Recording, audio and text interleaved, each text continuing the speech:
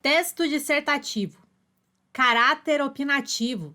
Deve ser escrito em terceira pessoa. Avalia-se a capacidade de argumentação do candidato. Avalia-se o domínio da linguagem escrita. Elementos do texto dissertativo. Título: usar apenas se for solicitado explicitamente. Introdução, desenvolvimento, conclusão. Introdução, desenvolvimento, desenvolvimento, desenvolvimento, conclusão. Observação: considerando um texto dissertativo padrão, mais ou menos 30 linhas. Introdução: primeiro parágrafo, com pelo menos 2 frases declarativas, ou seja, 2 pontos finais, em torno de 5 linhas. Desenvolvimento: 2 ou 3 parágrafos, sugestão, 3 parágrafos. Cada parágrafo com pelo menos 2 frases.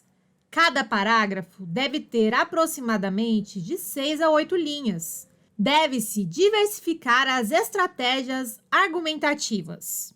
Conclusão: um parágrafo, com pelo menos 2 frases declarativas, ou seja, 2 pontos finais, em torno de 5 linhas.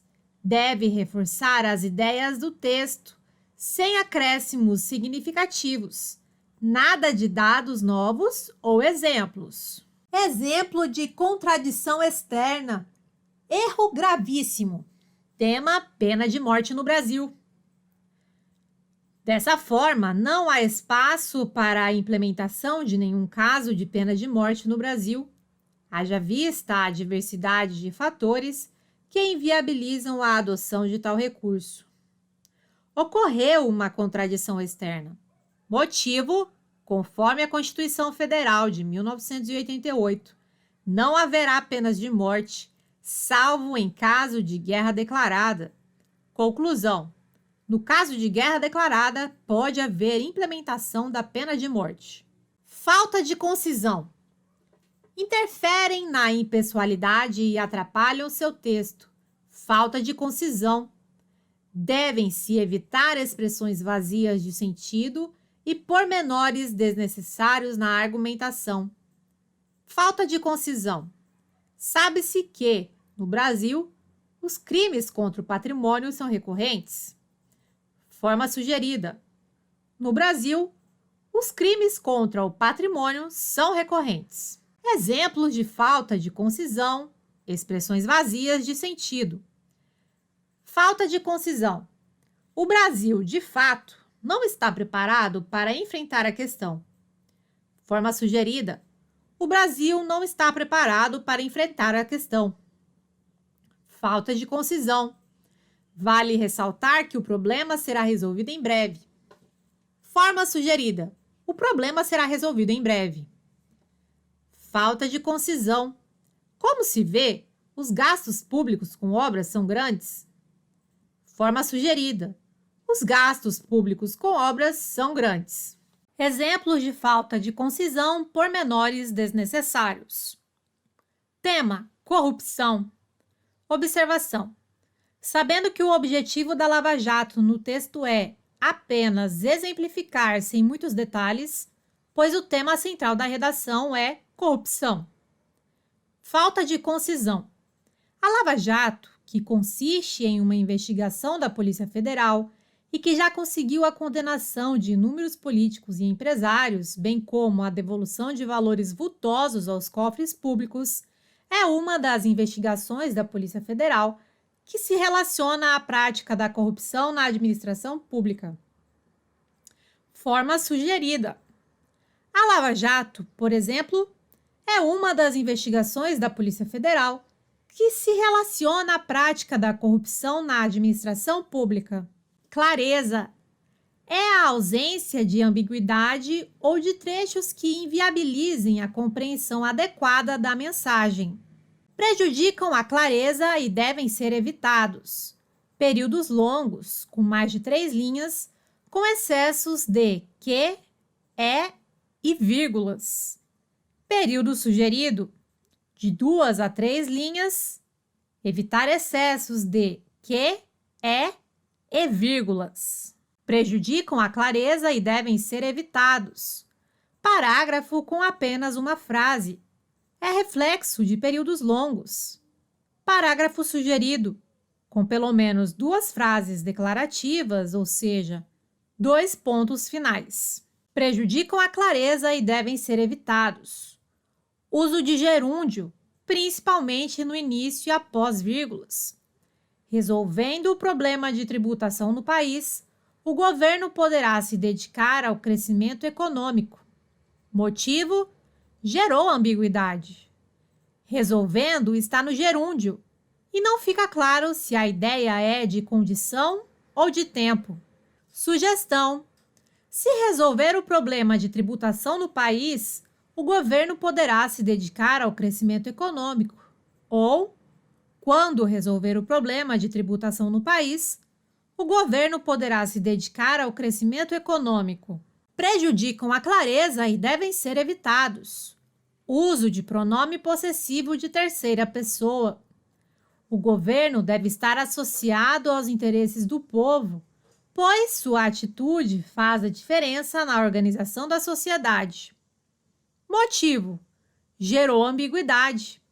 O pronome possessivo de terceira pessoa, sua, está se referindo ao governo ou ao povo? Sugestão: o governo cujas atitudes fazem a diferença na organização da sociedade deve estar associado aos interesses do povo. Coesão e coerência. Coesão: forma de amarração das ideias no texto.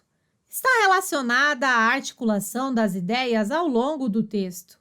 Avalia-se o uso de anafóricos, conectores, hipônimos, hiperônimos e de sinônimos na associação de ideias.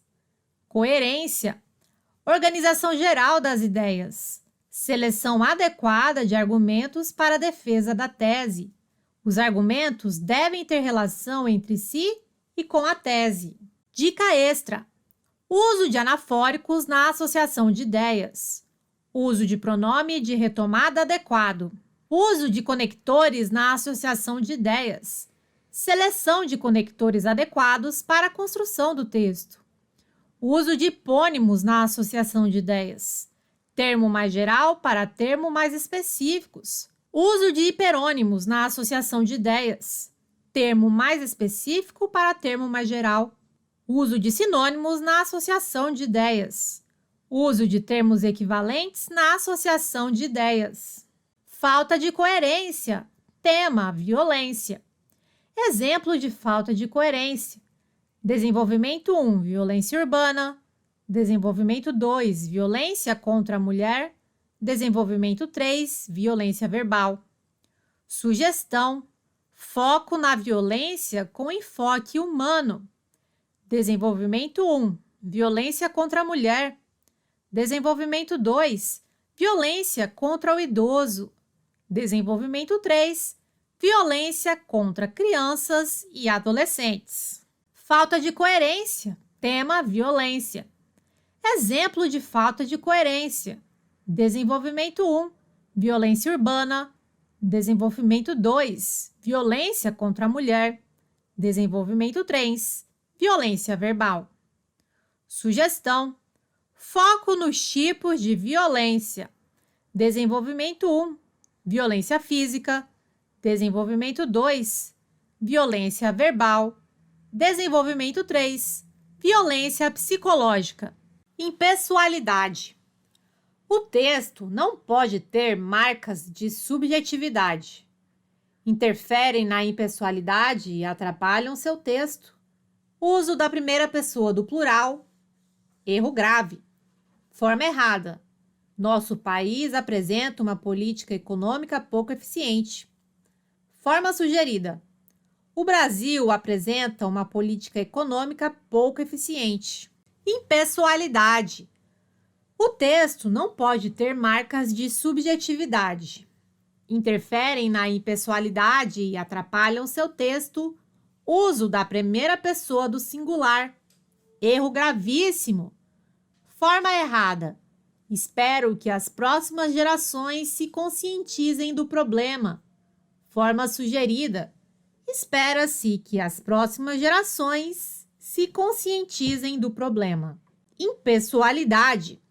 O texto não pode ter marcas de subjetividade. Interferem na impessoalidade e atrapalham seu texto. Uso advérbios modalizados. Forma errada. Infelizmente, o problema depende de esforços conjuntos que, em regra, não se realizam. Forma sugerida. O problema depende de esforços conjuntos que, em regra, não se realizam. Infelizmente, certamente, precipuamente, são marcas modalizadas que trazem uma opinião explícita e subjetiva, prejudicando o texto. Normalmente, são desnecessários. Advérbios de tempo e de lugar. Podem ser usados no texto, pois contextualizam o discurso no tempo e no espaço. Por exemplo, atualmente as políticas migratórias internacionais levam em consideração aspectos econômicos. Traz uma noção de tempo. Impessoalidade. O texto não pode ter marcas de subjetividade. Interferem na impessoalidade e atrapalham seu texto. Uso de adjetivação desnecessária. Forma errada. A importante participação do governo, no caso, foi percebida por órgãos internacionais. Forma sugerida. A participação do governo, no caso, foi percebida por órgãos internacionais. Princípio de não contradição. Tipos. 1. Contradição interna. Erro grave. Ocorre em relação ao próprio texto. 2. Contradição externa. Erro gravíssimo. Ocorre em relação à realidade. Pode zerar sua redação. Exemplo de contradição interna. Erro grave. Tema: pena de morte no Brasil. Em algumas nações, a prática de pena de morte motiva a discussão acerca desse tipo de penalidade em outros lugares. No Brasil, o tema é debatido com certa frequência, mas não há espaço para a implementação da pena capital por diversos fatores. Sendo o Brasil um dos países de maioria cristã, a adoção desse tipo de penalidade não encontra respaldo popular. Em função de crenças religiosas, grande parte da sociedade brasileira se posicionaria contra a prática da pena, o que, na perspectiva constitucional, não seria adequado, uma vez que as leis devem refletir os interesses do povo. Em países onde a pena de morte foi legalizada, não se notou uma redução da criminalidade. Nesse sentido, a legalização da pena capital não se justifica, já que não há dados que comprovam sua efetividade no sentido de intimidar crimes contra a vida. Sendo assim, a implementação da pena de morte no Brasil não teria efeito na redução, por exemplo, de homicídios dolosos. Ainda, deve-se levar em consideração que, no Brasil, a falibilidade no judiciário é alta. O sistema judiciário brasileiro, além de cometer muitos erros, se comparado a países como o Canadá e a França, não se mostra na prática imparcial na aplicação da lei. A marginalização hoje é mais severa quando se trata de homens negros, sobretudo se moradores de periferia.